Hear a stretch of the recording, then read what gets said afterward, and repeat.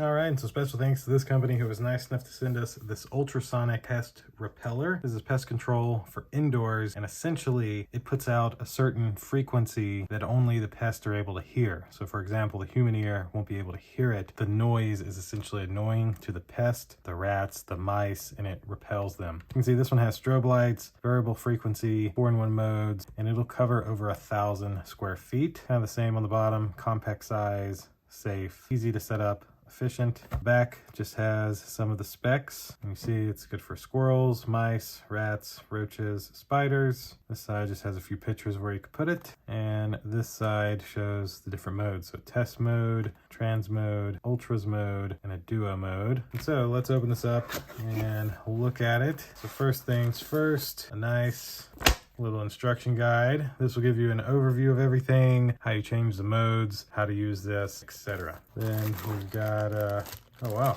the power plug to plug it in, and then, well, that's it for the box.